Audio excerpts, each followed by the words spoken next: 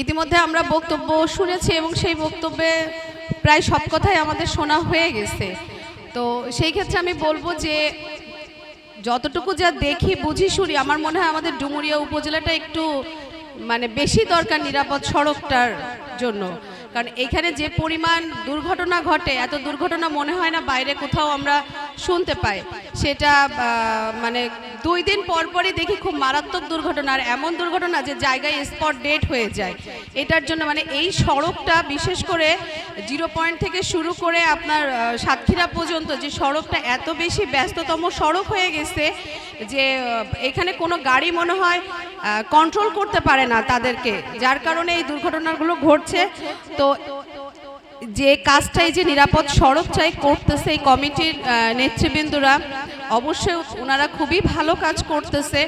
সেই সাথে বলতে চাই যে গাড়িগুলো ফিটনেসবিহীন, এখানে আগেও আলোচনা হয়েছে। তো এই গাড়িগুলোর ব্যাপারে আসলে আমরা তেমন কোনো সমাধান পাই না, কারণ সব কিছুই দেখা যাচ্ছে যে বলে যাচ্ছি আমরা, কিন্তু কাজে কেন জানি আমরা প্রতিফলন ঘটাতে পারছি না।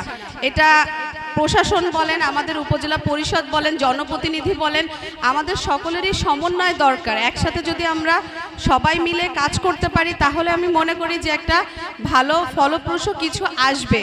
কারণ এই যে আমরা যখন দেখি আসলে কোনো গাড়ির আমরা কাগজপত্র চেক করি না, তারপরে যে গাড়ি যে হেল্পার দিয়ে চালাচ্ছে সে গাড়ির কোনো লাইসেন্স আমরা চেক করি না, এই বিভিন্ন কারণ থাকে। আবার দেখা যাচ্ছে ট্রাক যাচ্ছে, ট্রাকে বালি নিয়ে যাচ্ছে, সে বালিগুলো কোনো কিছুতে কিন্তু চাপা দেয় না, উন্মুক্ত থাকে বালিগুলো, যার কারণে দেখা যাচ্ছে বাতাসে বালি এত বেশি ছড়ায় যে পিছনে যেই থাকে না কেন, একজন যদি মোটরসাইকেল চালায় যায় তারও কিন্তু চোখে এই বালি ঢুকে, সেও কিন্তু একটু ব্যালেন্স হারিয়ে ফেলে। এজন্য আমি মনে করি এগুলোর বিষয়ে আমাদের সার্বিক দৃষ্টি দিতে হবে।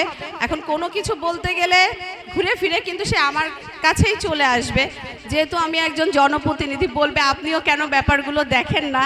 তো যাই হোক, সকলের সমন্বয়ের সহযোগিতা চাই, একার পক্ষে কোনো কিছু করাই সম্ভব না। একটা সুন্দর পদক্ষেপ এই নিরাপদ সড়ক চাই।